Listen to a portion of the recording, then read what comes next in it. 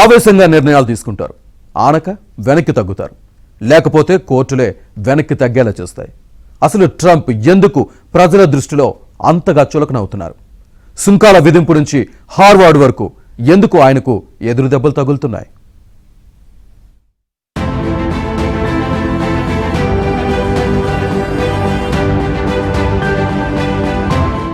ప్రతిష్టాత్మక హార్వర్డ్ విశ్వవిద్యాలయానికి వ్యతిరేకంగా నిర్ణయాలు తీసుకుంటున్న అమెరికా అధ్యక్షుడు ట్రంప్ కు ఎదురు దెబ్బలు తగులుతున్నాయి. ఇటీవలే హార్వర్డ్ యూనివర్సిటీలో విదేశీ విద్యార్థులను చేర్చుకోవడానికి ఉన్న అనుమతిని ట్రంప్ రద్దు చేశారు. 6 షరతులు విధించారు. వాటికి లొంగి పనిచేస్తేనే అంటూ మెలిక పెట్టారు. తాజాగా ట్రంప్ నిర్ణయాన్ని అడ్డుకుంటూ ఫెడరల్ కోర్టు న్యాయమూర్తి ఆదేశాలు జారీ చేశారు. ఇటీవల హార్వర్డ్ విశ్వవిద్యాలయానికి నిధుల్లో కోత వేసిన ట్రంప్ అడ్మినిస్ట్రేషన్ ఏకంగా విదేశీ విద్యార్థులను చేర్చుకోవడానికి ఉన్న అనుమతిని గురువారం రద్దు చేసింది. దీంతో ప్రభుత్వ నిర్ణయాన్ని వ్యతిరేకిస్తూ ఆ యూనివర్సిటీ కోర్టుకెక్కింది. ఈ మేరకు బోస్టన్ ఫెడరల్ కోర్టులో యూనివర్సిటీ పిటిషన్ దాఖలు చేసింది. విచారణ జరిపిన న్యాయమూర్తి ప్రభుత్వ నిర్ణయంపై స్టే విధించారు. 140కి పైగా దేశాల విద్యార్థులు హార్వర్డ్ యూనివర్సిటీలో చదువుతున్నారు. ప్రస్తుతం ఉన్న త్వరలో రాబోయే విదేశీ విద్యార్థుల సంఖ్య సుమారు 7,000 మంది. ఈ మొత్తం సంఖ్య యూనివర్సిటీలో చదువుతున్న వారిలో 27% సమానం.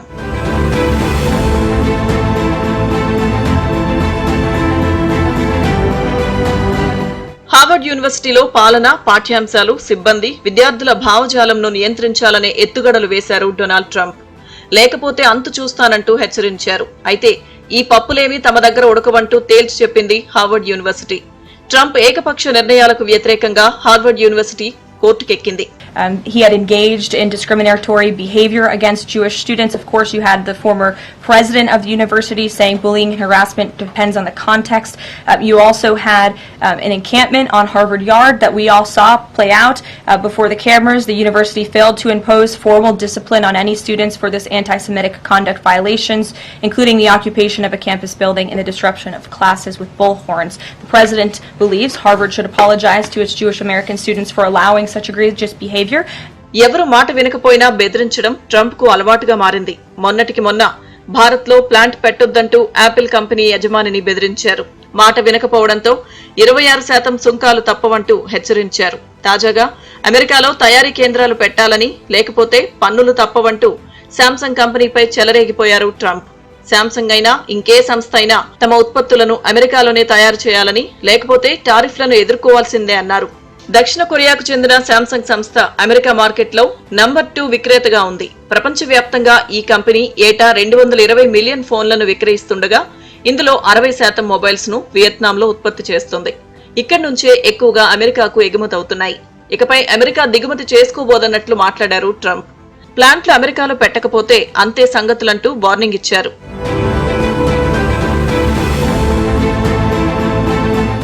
It would be also Samsung and anybody that makes that product, otherwise it wouldn't be fair.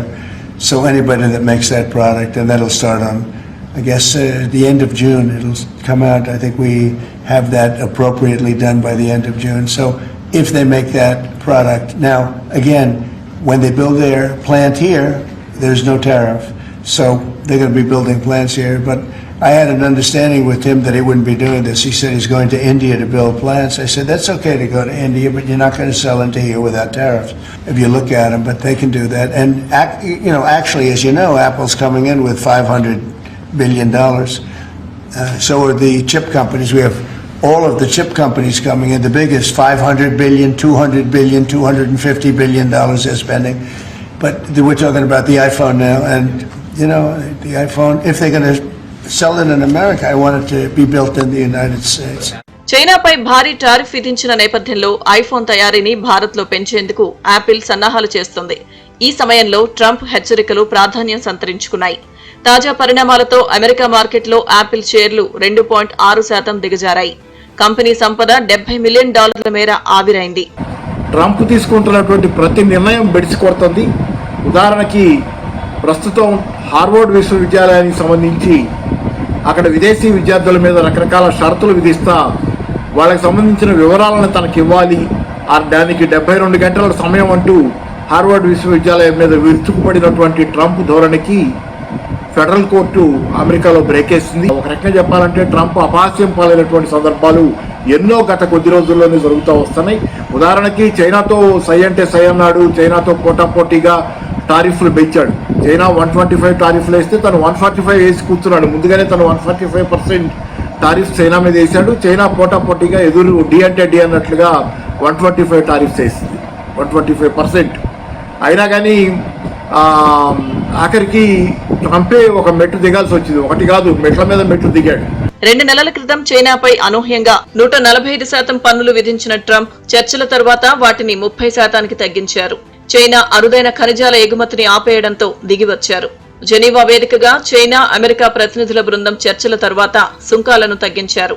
మొదట్లో అది చేస్తా ఇది చేస్తా అనడం, అవతల పార్టీ ఎదురు తిరిగితే తోక ముడవడం ట్రంప్ కు మామూలే. ఫెడరల్ ఉద్యోగులను భారీగా తగ్గించాలన్న ట్రంప్ నిర్ణయానికి జన్మతః పౌరసత్వం రద్దు ఆర్డర్కు కోర్టులు బ్రేక్లు వేశాయి.